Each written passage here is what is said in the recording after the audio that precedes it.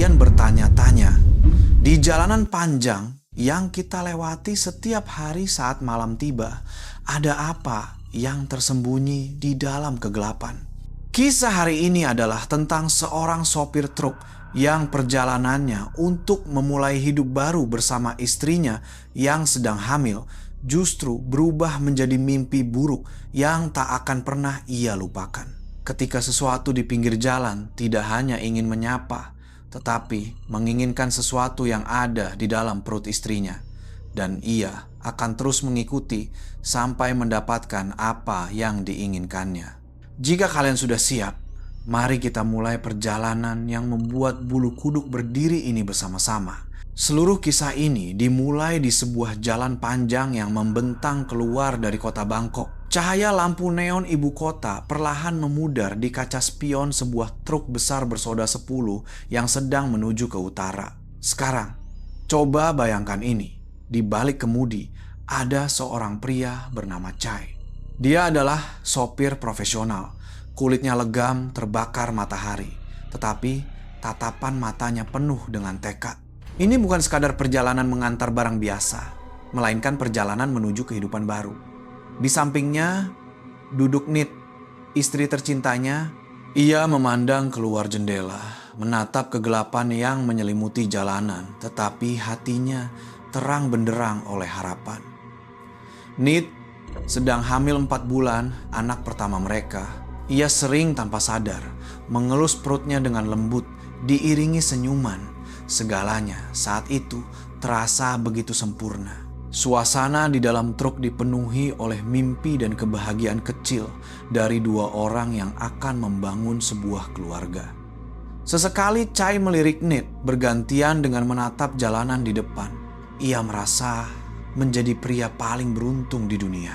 Perjalanan jauh kali ini dipenuhi dengan janji akan masa depan yang lebih baik di Chiang Mai. Udara yang lebih bersih, kehidupan yang tidak perlu terburu-buru seperti di ibu kota. Mereka sama sekali tidak menyadari bahwa di jalan yang sama ini bukan hanya mereka yang sedang dalam perjalanan, tetapi ada sesuatu yang lain. Sesuatu yang jauh lebih tua.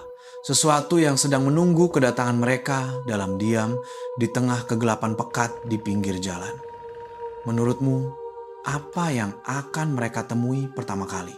Setelah berkendara cukup jauh dari wilayah Bangkok, lampu-lampu di pinggir jalan mulai jarang. Chai pun membelokkan truknya ke sebuah tempat istirahat sesuai dengan janji temu.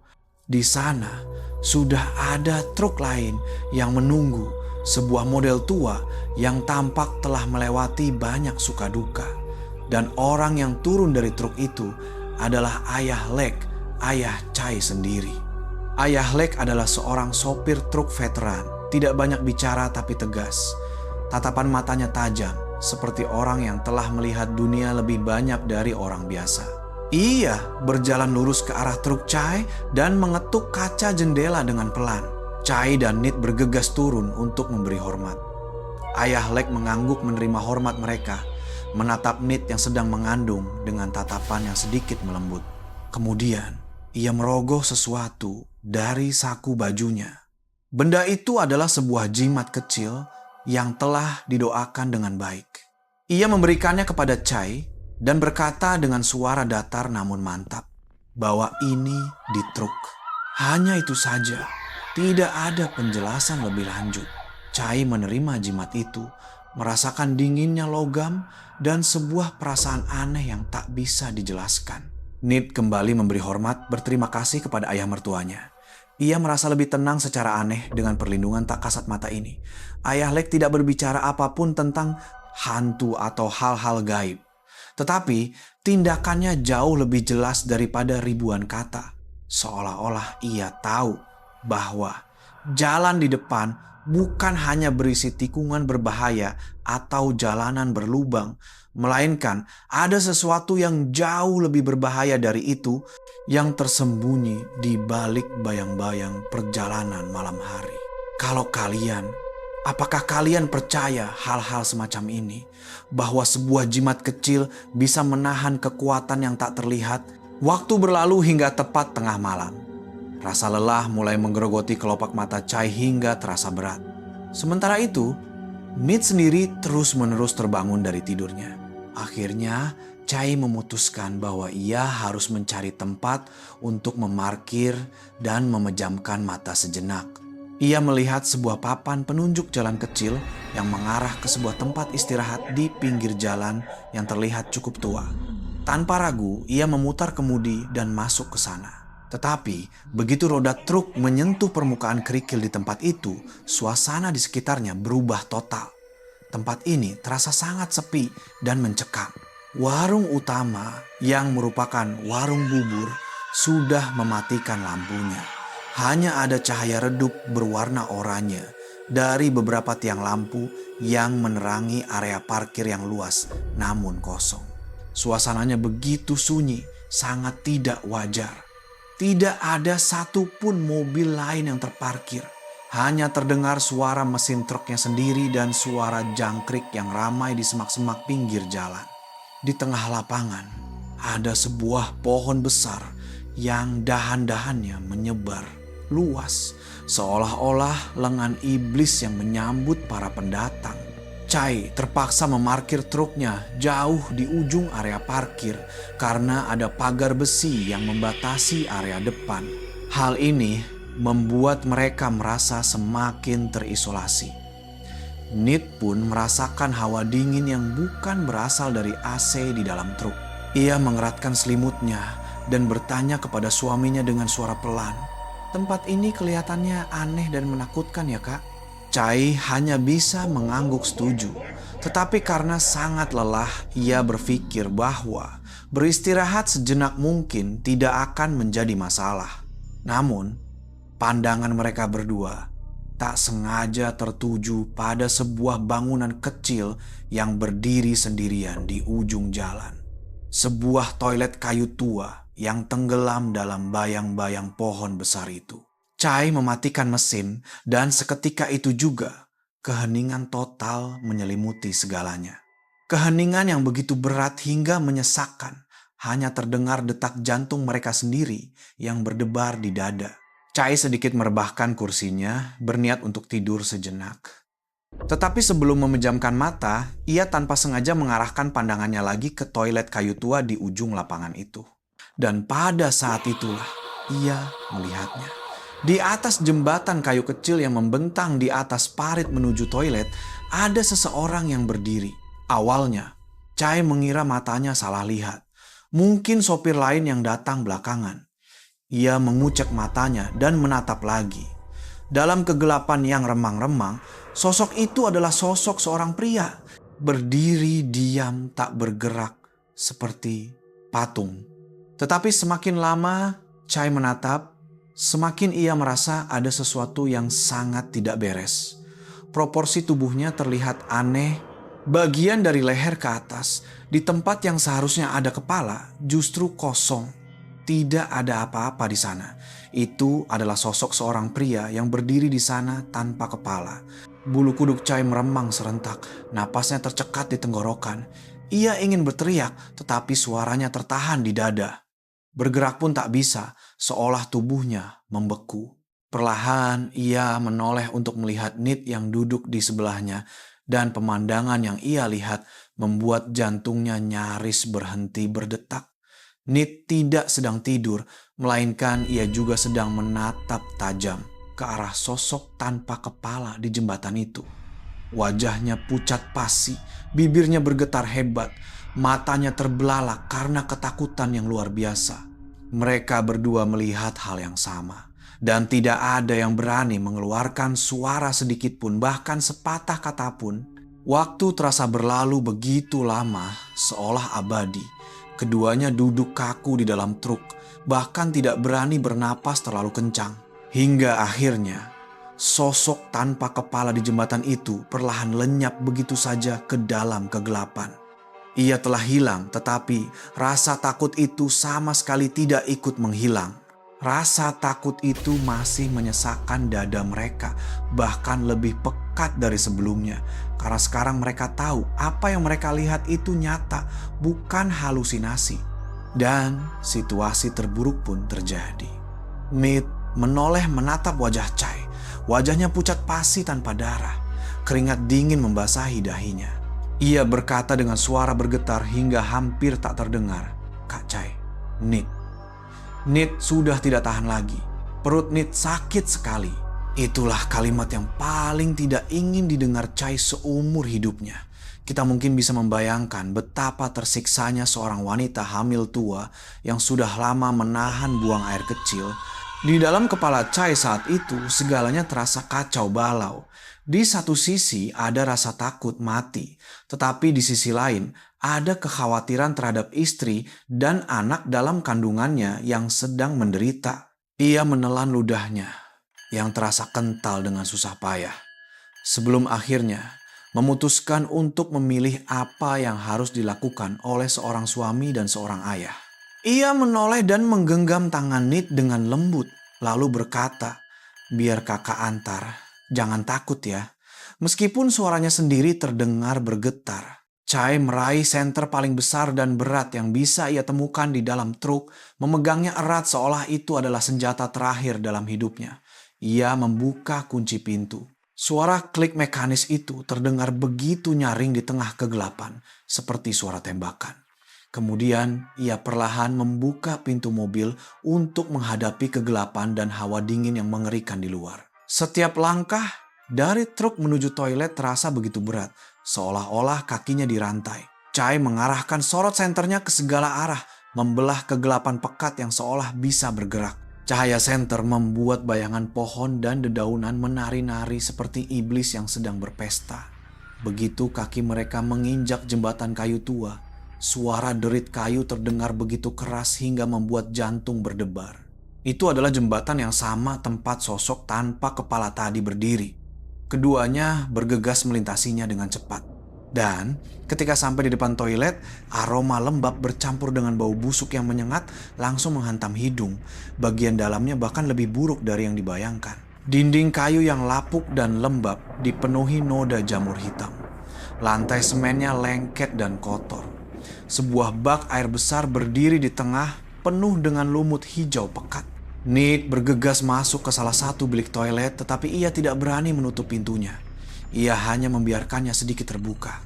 Karena itu, Chai harus berdiri membelakangi kegelapan di dalam toilet untuk menjaga pintu masuk bagi istrinya.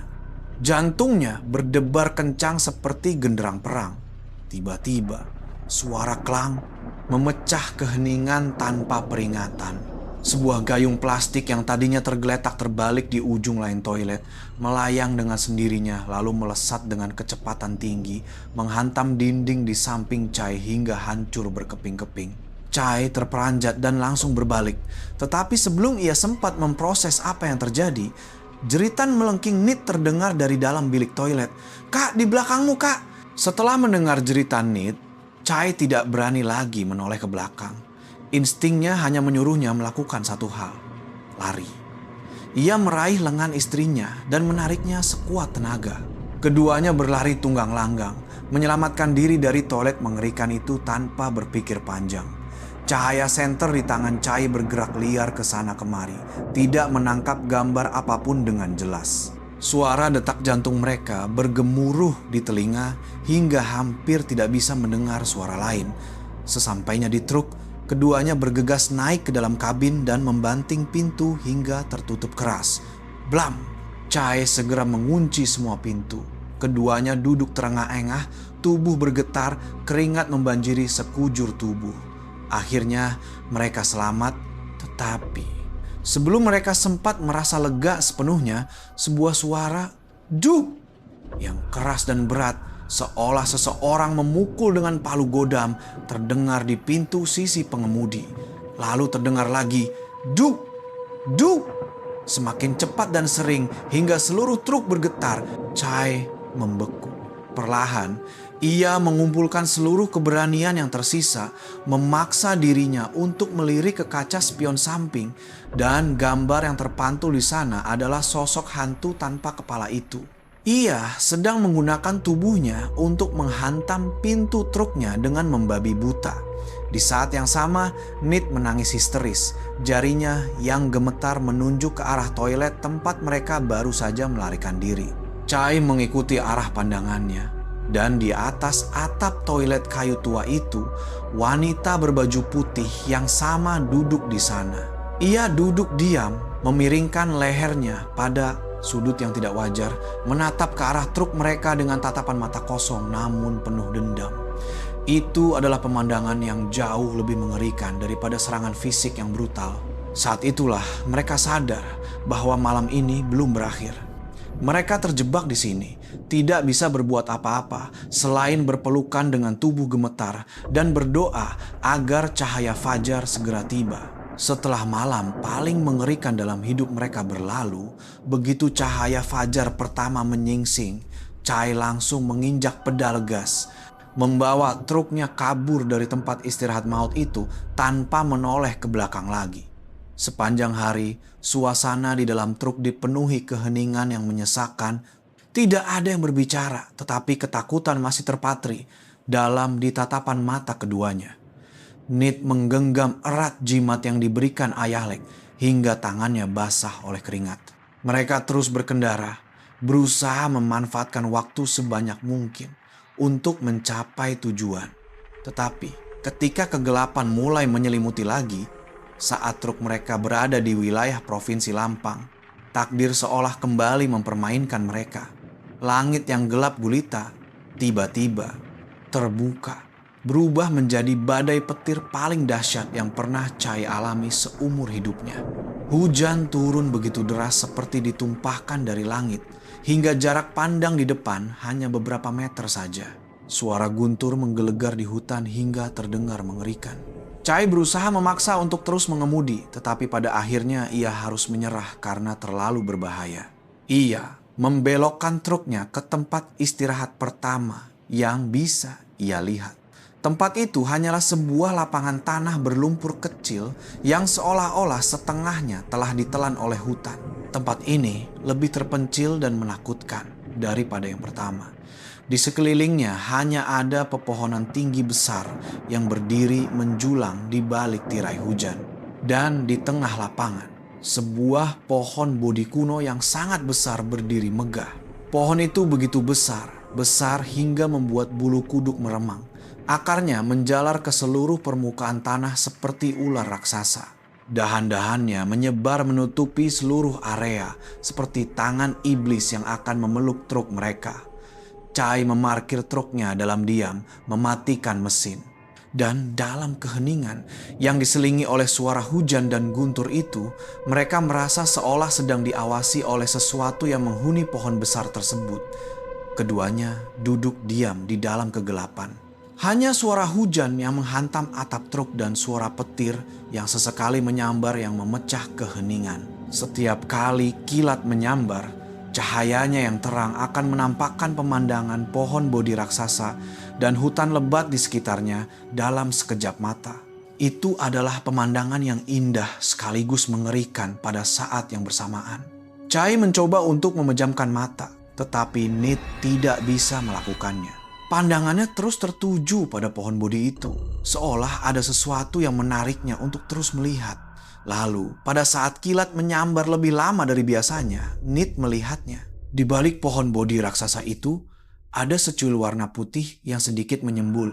Jantungnya serasa jatuh ke perut. Ia menatap tajam tanpa berkedip, menunggu kilatan cahaya berikutnya. Dan ketika kilat menyambar lagi, gambarnya menjadi lebih jelas. Itu adalah wajah seorang wanita. Wajahnya pucat pasi, rambutnya hitam panjang dan basah menempel di pipi, sedang mengintip dari balik pohon. Kedua matanya hitam pekat dan kosong, dan ia sedang menatap lurus ke arah truk mereka. Nit menjerit pelan di tenggorokannya dan meraih lengan suaminya dengan erat. "Kak, dia di sana!" Chai mengikuti arah jari istrinya yang gemetar. Dan ia pun sempat melihat wajah iblis itu dalam kilatan cahaya berikutnya. Itu adalah sosok yang sama, hantu wanita dari tempat istirahat malam sebelumnya. Ia mengikuti mereka. Dan sebelum rasa terkejut mereka mereda, suara plak terdengar keras di samping truk. Sesuatu telah dilemparkan dan mengenai truk mereka dengan keras. Keduanya terlonjak kaget. Sekarang sudah jelas, arwah jahat ini tidak hanya mengawasi, tetapi ia sudah mulai menyerang mereka. Setelah serangan itu, keduanya menatap tajam ke balik pohon bodi, menunggu kapan ia akan muncul lagi. Tetapi tidak. Dalam kilatan cahaya berikutnya, sosok wanita itu telah menghilang, lenyap begitu saja. Keheningan yang kembali datang terasa lebih menakutkan dari sebelumnya, karena sekarang mereka tahu ia tidak pergi kemana-mana, ia hanya sedang menunggu. Tiba-tiba, sudut mata Chai menangkap sebuah gerakan, tetapi bukan di atas tanah. Gerakan itu ada di atas pohon. Ia meraih senter dan menyorotkan cahayanya yang kuat menembus tirai hujan, menyusuri batang pohon bodi raksasa itu semakin tinggi dan semakin tinggi. Lalu, sorot cahaya itu berhenti, tertuju pada sebuah dahan besar. Pemandangan yang muncul di sana begitu mengerikan, hingga nyaris membuat napas berhenti. Sosok wanita berbaju putih yang sama ada di sana, tetapi ia tidak sedang berdiri. Ia menggantung terbalik, kepalanya di bawah, tubuhnya terbalik, kedua kakinya menunjuk ke langit sementara badan dan kepalanya menjuntai ke arah tanah. Rambutnya yang panjang dan basah menjuntai ke bawah seperti seutas tali panjang, hampir menyentuh tanah, bergoyang-goyang pelan ditiup angin. Itu adalah pemandangan yang menentang hukum alam dan begitu aneh hingga membuat gila. Dan sebelum mereka sempat sadar, mulutnya terbuka lebar. Sangat lebar hingga tidak wajar. Lalu ia mengeluarkan jeritan yang tidak mungkin berasal dari suara manusia. Itu adalah suara melengking tinggi yang menusuk hingga ke gendang telinga. Suaranya begitu keras seolah gendang telinga akan pecah berkeping-keping. Chai dan Nit segera menutup telinga mereka. Rasa sakit menjalar ke seluruh kepala. Itu bukan sekedar suara. Itu adalah senjata yang sedang menyakiti mereka secara langsung. Begitu jeritan yang memekakkan telinga itu mulai memudar dari ingatan, ancaman baru muncul lagi. Seolah-olah gerbang neraka telah dibuka malam ini khusus untuk menyambut mereka. Mata Chai yang panik melihat sesuatu bergerak di dekat sebuah pondok kayu tua yang lapuk yang terletak di sudut lain lapangan. Dalam kilatan cahaya berikutnya, tampaklah sebuah sosok misterius yang membuat jantung mereka berhenti berdetak sejenak. Itu adalah sosok yang terbungkus kain putih dari kepala hingga kaki. Ada tali yang mengikatnya di bagian leher, badan, dan pergelangan kaki. Hantu kain kafan, atau yang oleh sebagian orang disebut arwah terbungkus kain kafan. Awalnya ia berdiri diam di sana sebelum akhirnya mulai bergerak. Ia tidak berjalan, tetapi ia bergerak dengan cara melompat-lompat mendekati truk mereka, perlahan namun pasti. Itu adalah gerakan yang sangat tidak wajar dan mengerikan. Nit membeku, matanya terbelalak menatap sosok dalam kain kafan yang bergerak semakin dekat, hingga ia berada di sudut buta yang tidak terlihat dari depan truk. Nit menahan napas, dan pada detik berikutnya, wajah yang terbungkus kain putih yang telah ternoda kekuningan itu tiba-tiba muncul, menempel di kaca jendela, tepat di sisi tempat ia duduk. Begitu dekat, hingga terlihat noda cairan yang merembes keluar dari kainnya dan uap dingin dari napasnya yang menempel di kaca hingga berembun. Saat itulah kesadaran Nit pecah dan jeritan yang sesungguhnya akhirnya keluar dari tenggorokannya sekuat tenaga. Begitu cahaya matahari pagi menyingsing, mengusir kegelapan dan para iblis malam, mereka tidak menunggu lebih lama lagi. Chai membawa istrinya kabur dari hutan itu seketika. Perjalanan yang tersisa dipenuhi oleh keheningan. Keduanya terperangkap dalam ketakutan yang mendalam. Hingga akhirnya roda truk mereka menyentuh jalanan provinsi Ayutthaya, tujuan sementara mereka. Sebuah rumah sewa kecil yang tampak sangat biasa. Seharusnya tempat itu aman. Seharusnya itu menjadi akhir dari mimpi buruk mereka. Keduanya turun dari truk dengan kondisi sangat lelah. Seperti orang sakit, tubuh mereka lelah dan jiwa mereka hancur. Mereka masuk ke dalam rumah, menutup pintu, dan akhirnya merasakan apa artinya aman. Dinding yang kokoh dan atap di atas kepala terasa sangat berbeda dari kabin truk yang rapuh. Nit terduduk di lantai kayu yang dingin, sementara Chai pergi mencari air minum. Akhirnya mereka berhasil selamat. Tetapi tiba-tiba Nit menjerit kesakitan. Ia menjerit histeris sambil memegangi perutnya. Tubuhnya melengkung menahan sakit. "Kak Chai, "Tolong, perut Nit sakit." Chai segera berlari untuk menopang istrinya. Wajahnya pucat pasi karena gelombang ketakutan baru yang lebih mengerikan dari sebelumnya. Ini bukan sakit perut biasa, melainkan rasa kram yang hebat dari dalam rahimnya. Saat itulah Chai sadar bahwa arwah-arwah jahat itu mungkin tidak hanya mengikuti, tetapi mereka mengikuti untuk mengambil sesuatu. Setelah rasa sakitnya mereda dan hanya menyisakan rasa mulas, Nit akhirnya tertidur bersama Chai karena kelelahan yang luar biasa. Mereka tidur sangat lelap, seperti orang yang tenggelam, jatuh ke dalam kegelapan yang seharusnya tidak bisa diganggu oleh apapun lagi. Tetapi di tengah malam yang sunyi, Nit terbangun. Tidak, lebih tepatnya hanya kesadarannya yang terbangun. Tubuhnya masih terbaring kaku, seolah dikutuk. Kelopak matanya terasa berat seperti ditimpa batu. Hanya bola matanya yang bisa bergerak ke sana kemari dengan ketakutan yang luar biasa. Ya, ini adalah kondisi yang disebut orang Indonesia sebagai ketindihan.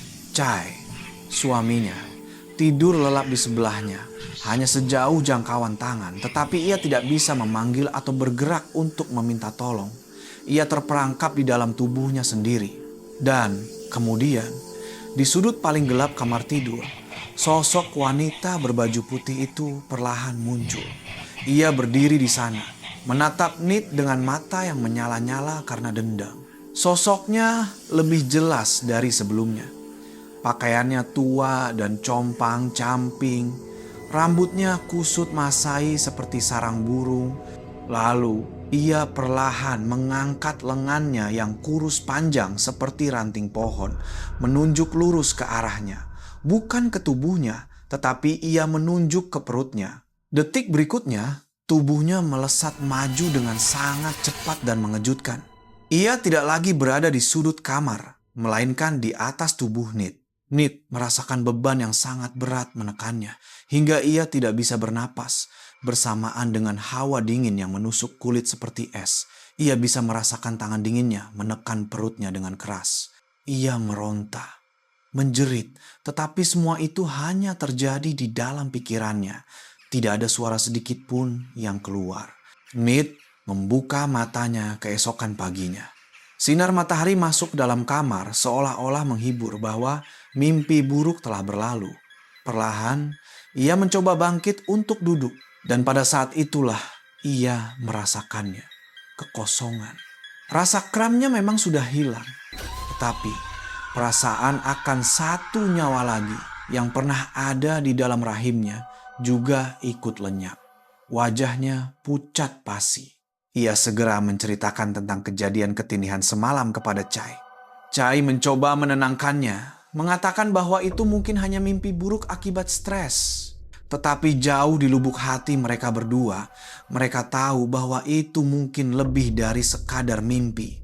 Mereka pun memutuskan untuk pergi ke dokter di puskesmas terdekat untuk memastikan.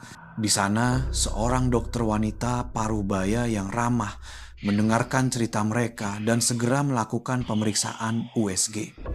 Suasana di ruang periksa begitu hening, hanya terdengar suara dengungan mesin USG. Chai menggenggam tangan Nit erat-erat sambil menatap layar monitor hitam putih itu dengan cemas. Waktu berlalu dengan lambat. Sang dokter terus menggerakkan alat pemindai di atas perut Nit, tetapi raut wajahnya perlahan berubah dari fokus menjadi bingung, lalu menjadi cemas.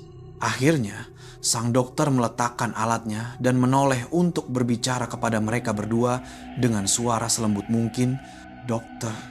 Dokter tidak melihat apa-apa. Jantung Chai serasa mencelos. Maksud dokter apa? Sang dokter menggeleng pelan. Dari hasil pemeriksaan sebelumnya yang kalian berikan, bayi seharusnya sudah cukup besar untuk terlihat jelas. Tetapi sekarang rahim Bu Nit kosong. Kata kosong itu menggema di kepala mereka berdua seperti sambaran petir.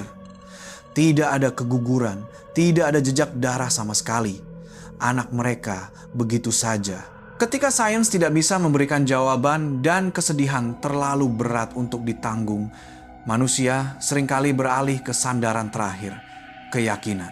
Seorang tetangga yang mengetahui kisah mereka karena merasa kasihan, menyarankan mereka untuk bertemu dengan seorang dukun yang sangat dihormati oleh warga sekitar. Chai dan Nit yang kondisinya sudah seperti orang tanpa jiwa memutuskan untuk mengikuti saran tersebut.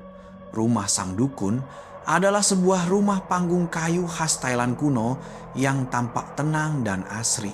Aroma dupa dan rempah-rempah tercium di seluruh area. Seorang pria bertubuh kecil yang tampak sangat tua, namun matanya bersinar aneh keluar untuk menyambut mereka. Mereka bahkan belum sempat menceritakan semuanya. Ia hanya menatap wajah Nit dalam diam sejenak, sebuah tatapan yang seolah menembus hingga ke dalam jiwa. Lalu ia berkata dengan suara yang datar, "Barang yang ikut denganmu itu sudah ia ambil dan makan." Chai dan Nit merasa seluruh tubuh mereka mati rasa. Ia menjelaskan lebih lanjut bahwa selama perjalanan, terutama saat kondisi Nit paling lemah, ia telah melewati tempat roh jahat yang kelaparan. Itu adalah sejenis hantu Krasue atau Fry yang sangat membenci wanita hamil dan bayi. Ia mencium aroma kesucian, lalu ia mengikuti untuk mengambil nyawa itu sebagai kekuatannya. Apa yang Nit alami pada malam ketindihan itu bukanlah mimpi, melainkan saat di mana arwah jahat itu berhasil menyelesaikan ritualnya. Sang dukun pun melakukan ritual pembersihan besar, membacakan mantra-mantra dan memercikan air suci untuk memutus ikatan gaib yang melekat pada Nit. Ini bukanlah ritual untuk mengembalikan anak mereka karena sudah terlambat.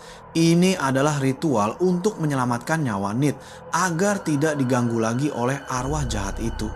Keduanya berjalan keluar dari rumah itu dengan perasaan hampa. Kesedihan masih ada, tetapi sekarang diisi oleh kenyataan paling mengerikan. Anak mereka tidak hilang begitu saja, tetapi direbut oleh makhluk mengerikan dari dunia kegelapan. Waktu tidak pernah benar-benar menyembuhkan luka hati akibat kehilangan. Waktu hanya mengajarkan kita untuk bisa hidup dengan rasa sakit itu. Chai dan Nit berusaha keras untuk melanjutkan hidup. Tetapi rumah sewa yang sama itu dipenuhi oleh bayang-bayang kenangan yang menyakitkan. Setiap sudut ruangan mengingatkan mereka pada apa yang telah hilang. Akhirnya mereka memutuskan bahwa mereka harus pindah. Bukan untuk melupakan, tetapi agar bisa memiliki kekuatan untuk bernapas lagi. Mereka mendapatkan rumah sewa baru di sisi lain Ayutthaya. Sebuah rumah townhouse satu lantai yang terlihat biasa saja di sebuah gang yang tenang. Mereka berharap tempat ini bisa menjadi awal yang baru. Tetapi tampaknya takdir belum berhenti mempermainkan mereka. Sejak hari pertama pindah untuk bersih-bersih, Nit mulai mencium bau aneh yang melekat di udara. Bukan bau apek atau bau cat, melainkan bau amis samar, mirip bau darah yang sudah lama mengering. Tetapi hal paling aneh di rumah ini adalah kamar mandinya. Ruangan itu panjang dan disekat di tengah oleh sebuah dinding untuk memisahkan area basah dan kering. Tetapi dinding itu tidak dibangun hingga ke langit-langit. Ada celah besar yang tersisa di bagian atas. Sebuah desain yang terasa sangat menyesakkan. Seolah-olah orang yang berada di dalam kamar mandi bisa diawasi dari atas kapan saja. Mereka mencoba untuk tidak terlalu memikirkannya. Mungkin hanya lelah dan pikiran sedang kalut karena kejadian yang baru saja berlalu. Tetapi siapa yang tahu bahwa mungkin rumah ini memiliki kenangan mengerikannya sendiri yang sedang menunggu waktu untuk diceritakan kepada mereka. Untuk membantu memulihkan jiwa mereka yang rapuh, Nong Daeng, adik perempuan Chai, dan Nong Noi, si bungsu, pindah untuk tinggal bersama sementara waktu. Suara tawa dan obrolan para adik membantu membuat rumah yang tadinya sunyi seperti kuburan menjadi lebih hidup. Tetapi kedamaian itu tidak bertahan lama. Dan orang yang pertama kali mengalaminya bukanlah Chai atau Nit, melainkan Nong Daeng. Kejadiannya terjadi di siang bolong. Nong Daeng sedang menggunakan toilet di bagian kloset. Saat sedang buang hajat, Ia merasakan hawa dingin yang aneh di tengkuknya tanpa sebab. Itu adalah perasaan klasik yang semua orang tahu. Perasaan seperti sedang diawasi. Ia terdiam sejenak, mencoba memasang telinga, tetapi tidak mendengar apa-apa selain suaranya sendiri. Namun perasaan itu tidak hilang, malah semakin jelas hingga ia tidak tahan lagi. Nong Daeng perlahan mengangkat kepalanya, menatap ke arah celah besar di atas dinding yang memisahkan toilet dan area mandi. Dan ia pun melihatnya. Seorang gadis muda, usianya mungkin sebaya dengannya, sedang duduk menjuntaikan kaki dan mengayunkannya perlahan di atas dinding itu. Ia mengenakan gaun biasa, wajahnya pucat pasi dan tatapan matanya terlihat sedih. Tetapi yang membuat Nong Daeng nyaris pingsan adalah bekas jeratan tali berwarna gelap yang melingkar di leher gadis itu. Itu bukanlah hantu yang ganas atau menyeramkan. Ia hanya duduk diam di sana, seolah sedang melamun, yang justru membuatnya jauh lebih menakutkan. Mulut Nong Daeng ternganga, tetapi tidak ada suara yang keluar. Ia tidak bisa berbuat apa-apa, hanya duduk kaku membeku, menatap sosok yang sangat menyedihkan di atas dinding itu. Tentu saja setelah Nong Daeng berhasil menenangkan diri dan menceritakan apa yang ia lihat di kamar mandi kepada semua orang, suasana di rumah langsung berubah. Dari rumah yang diharapkan menjadi tempat perlindungan yang aman, kini berubah menjadi tempat yang penuh dengan kecurigaan. Semua orang hidup dalam ketakutan, tidak ada yang berani ke kamar mandi sendirian lagi. Dan beberapa malam kemudian, mimpi buruk itu mendatangi mereka lagi dalam bentuk yang tidak bisa disangkal oleh siapapun. Malam itu, terjadi badai petir yang sangat hebat. Angin bertiup kencang hingga menakutkan, suara guntur menggelegar di atas atap rumah. Seluruh keluarga berkumpul di ruang tamu untuk saling menemani. Chai duduk memeluk Nit yang masih murung, sementara Nong Daeng mencoba menenangkan Nong Noi yang ketakutan hingga tubuhnya bergetar. Tiba-tiba, petir menyambar lebih dekat dari sebelumnya, diikuti oleh kilatan cahaya yang begitu terang hingga menyilaukan mata. Dan dalam sekejap yang terang benderang seperti siang hari itu, semua orang melihatnya bersamaan. Di luar jendela besar, ada wajah seorang wanita yang menempel di kaca. Wajah pucat pasi yang basah kuyup oleh air hujan. Matanya terbelalak menatap ke dalam rumah dengan kesedihan, seolah sedang menangis. Dan di lehernya tampak jelas bekas jeratan tali berwarna gelap itu. Pemandangan itu hanya muncul sepersekian detik sebelum kilatan cahaya padam dan kegelapan kembali datang bersama keheningan. Semua orang ternganga kaget. Sebelum akhirnya Nong Noi menangis histeris karena ketakutan yang luar biasa. Kali ini bukan lagi imajinasi seseorang, melainkan kengerian yang disaksikan bersama oleh semua orang di rumah dengan mata kepala mereka sendiri. Malam itu adalah malam lain yang sunyi senyap, sunyi hingga terasa menyesakkan. Chai terbangun di tengah malam karena tenggorokannya terasa kering. Perlahan ia bangkit dari tempat tidur dengan sangat pelan agar tidak membangunkan Nit, lalu berjalan ke dapur untuk mencari minum. Dalam kegelapan remang-remang yang hanya diterangi oleh cahaya bulan dari jendela, ia melihat punggung seseorang yang berdiri diam di depan kompor gas. Sosok seorang wanita dengan postur yang sangat mirip dengan Nit. Chai berpikir istrinya mungkin juga tidak bisa tidur. Jadi ia bangun untuk membuat minuman hangat. Dengan rasa cinta dan khawatir, ia perlahan mengendap-endap dari belakang, berniat memeluknya untuk memberinya kejutan. Ia meletakkan tangannya di bahu wanita itu dengan lembut, lalu berbisik, "Nit, lagi buat apa?"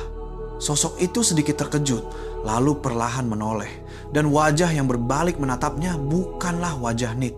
Itu adalah wajah pucat pasi yang basah oleh air mata, wajah wanita yang sama dengan yang ia lihat di malam badai. Matanya menatap Chai dengan rasa sakit yang mendalam sebelum akhirnya sosoknya perlahan lenyap ke dalam kegelapan. Keesokan paginya, Chai yang berada dalam kondisi sangat ketakutan memutuskan bahwa ia tidak tahan lagi. Ia pergi bertanya kepada tetangga paling tua di gang itu tentang sejarah rumah tersebut. Awalnya tetangga itu ragu-ragu, tetapi setelah melihat raut wajah Chai yang pucat, akhirnya ia menceritakan yang sebenarnya. Bertahun-tahun yang lalu ada seorang gadis remaja yang hamil di luar nikah. Ia ditinggalkan oleh pacarnya dan merasa sangat malu hingga tidak menemukan jalan keluar. Akhirnya, ia memutuskan untuk mengakhiri hidupnya dengan gantung diri di rumah itu. Itulah asal mula bau amis darah dan arwah yang dipenuhi kesedihan. Setelah mengetahui kebenarannya, Chai tidak ragu lagi. Ia harus membawa Nit dan semua orang kabur dari rumah ini secepat mungkin sebelum tragedi yang sama terulang kembali. Pelarian ketiga ini tidak lagi menyisakan harapan. Ini adalah pelarian nekat untuk bertahan hidup. Keluarga yang hancur ini melakukan perjalanan meninggalkan Ayutthaya menuju provinsi Suphanburi yang tampak lebih tenang dan jauh. Mereka hanya ingin tempat berteduh yang tidak dikelilingi oleh arwah dan kematian. Dan seolah takdir berbaik hati atau mungkin sedang menyiapkan perangkap baru, mereka menemukan sebuah rumah sewa yang terlihat terlalu bagus untuk menjadi kenyataan. Sebuah rumah kayu yang cukup besar dengan halaman yang luas, tetapi harga sewanya sangat murah. Pemilik rumah adalah seorang nenek yang sekilas tampak seperti orang tua biasa berusia 80-an. Tetapi setiap gerakannya terlihat sangat gesit dan kuat, jauh dari kesan rapuh. Matanya jernih, tidak ada tanda-tanda ketuaan sama sekali. Nenek itu terlihat baik dan ramah. Ia mengajak mereka berkeliling rumah yang luas itu hingga sampai di ujung koridor paling dalam. Ia berhenti di depan sebuah pintu kayu yang tampak biasa saja. Lalu senyumnya lenyap dari wajahnya. Ia menoleh ke arah Chai dengan nada suara yang berubah menjadi dingin dan serius. Seluruh rumah ini disewakan, kecuali kamar ini. Ia menunjuk ke pintu itu. Ini ruang penyimpanan pribadi nenek. Nenek sudah menguncinya dari luar. Dan aturannya hanya satu. Jangan ada yang membuka pintu ini, apapun yang terjadi. Karena sudah sangat lelah dan tidak punya pilihan lain, Chai segera mengangguk setuju. Mereka setuju untuk menyewa rumah itu tanpa menyadari bahwa mereka telah membawa diri mereka sendiri ke dalam sebuah rumah dengan pintu menuju neraka yang ditutup hanya dengan sebuah gerendel. Malam-malam pertama di rumah baru di Suphanburi terasa tenang hingga terasa aneh. Keluarga yang terluka itu saling menguatkan satu sama lain. Ibu Chai sendiri juga datang untuk tinggal bersama, memberikan semangat kepada putra dan menantunya. Mereka mulai memiliki secercah harapan bahwa mungkin mimpi buruk ini akan berakhir di sini, tetapi mereka salah. Pada malam ketiga, saat semua orang tertidur lelap, hanya Ibu Chai yang masih gelisah di ruang tamu. Ia pun mendengarnya. Suara garukan pelan, suara seperti kuku kering yang sedang menggaruk permukaan kayu. Dan suara itu datang dari ujung koridor, dari depan pintu kamar terlarang itu. Ia langsung duduk, jantungnya berdebar kencang. Suara garukan itu berhenti dan digantikan oleh suara klik pelan diikuti oleh derit kayu. Gerendel pintu yang terkunci dari luar perlahan terbuka dengan sendirinya.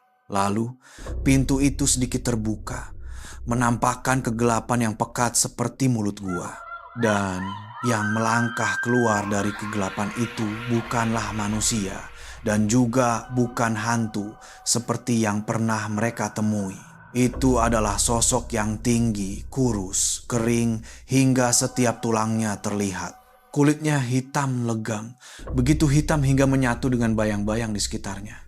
Ia tidak berjalan, tetapi ia bergerak dengan lengan dan kaki yang panjangnya tidak proporsional, seperti laba-laba. Sosok itu merayap tanpa suara hingga ke dinding, lalu ia memanjat dinding itu begitu saja. Ia memanjat melawan gravitasi bumi, naik ke langit-langit, lalu bergerak dan berhenti di atas sebuah lemari pakaian kayu jati yang besar. Dan di dalam kegelapan pekat di atas lemari itu, sepasang mata merah menyala tiba-tiba bersinar. menatap Ibu Chai yang duduk membeku di bawahnya. Diam, seperti predator yang sedang mengincar mangsa barunya. Setelah malam di mana Ibu Chai bertemu dengan makhluk mengerikan dari kamar terlarang, seluruh rumah diselimuti oleh keheningan yang penuh dengan ketakutan. Semua orang menjadi seperti tahanan di rumah mereka sendiri. Tidak ada yang berani berjalan-jalan sendirian, terutama di koridor yang menuju ke kamar misterius itu.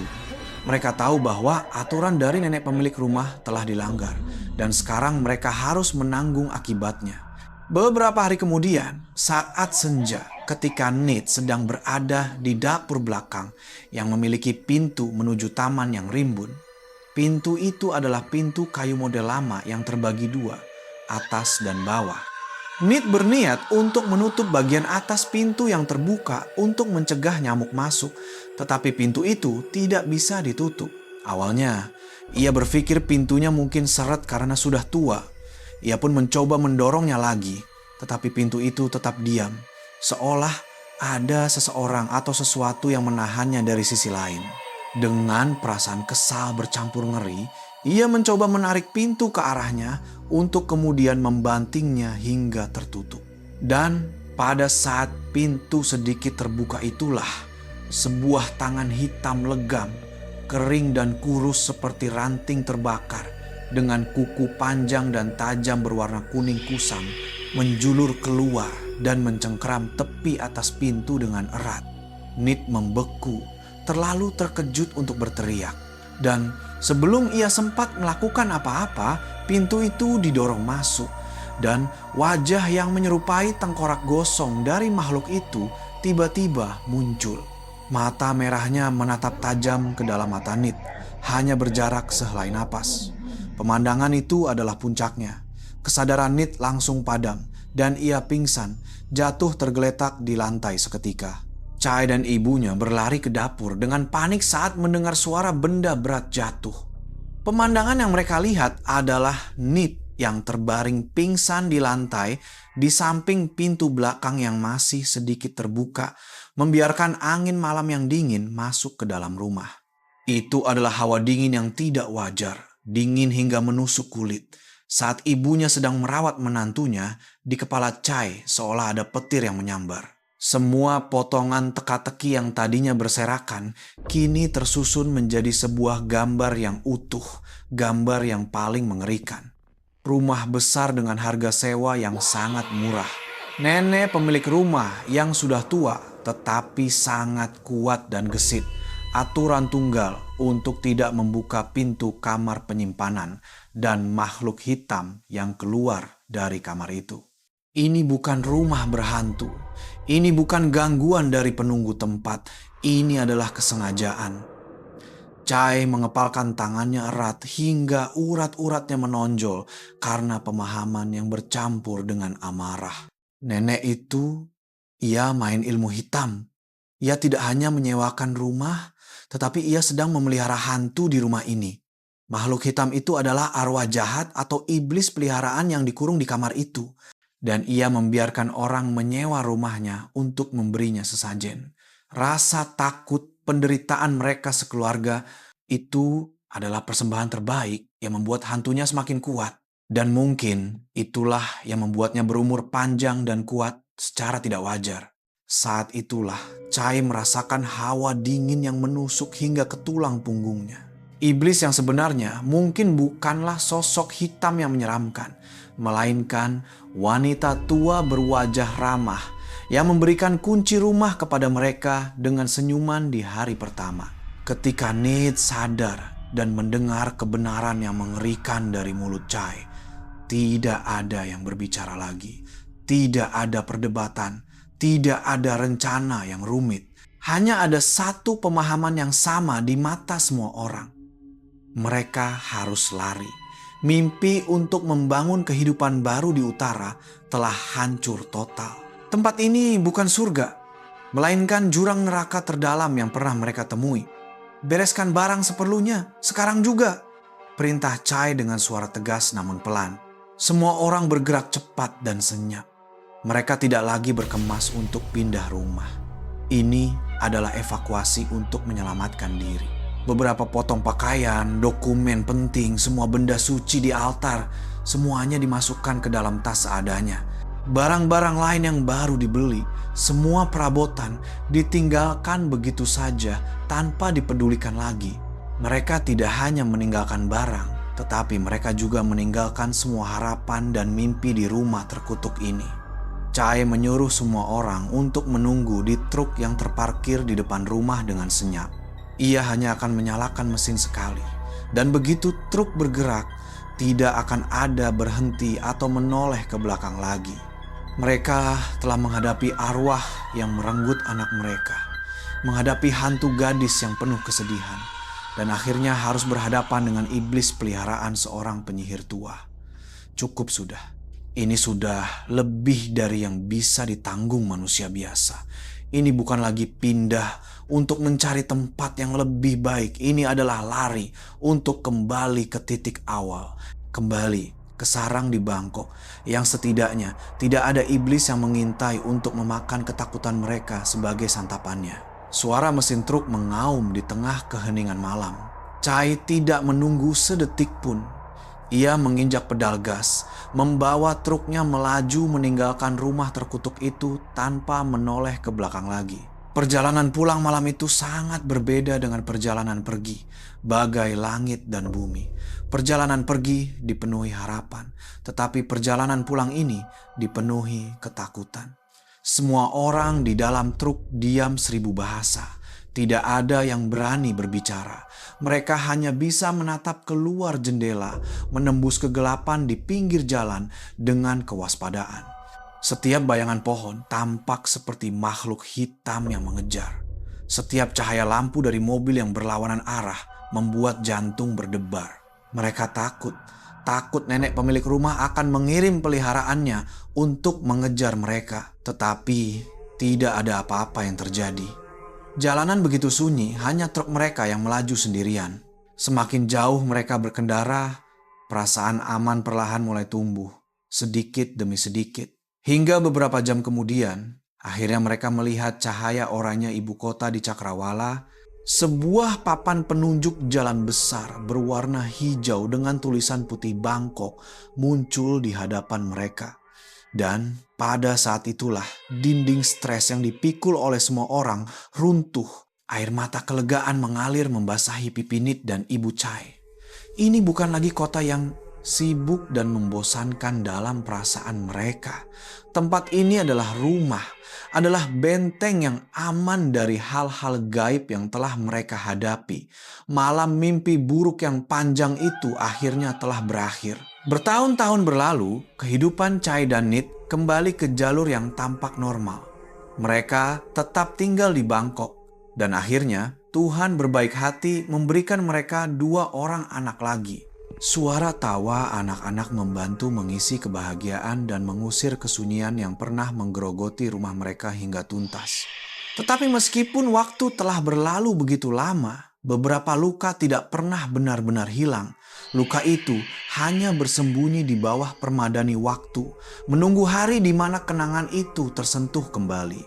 Chai dan Nit tidak pernah lagi membicarakan perjalanan maut itu. Itu seperti mimpi buruk yang mereka bersumpah tidak akan pernah mereka sentuh lagi.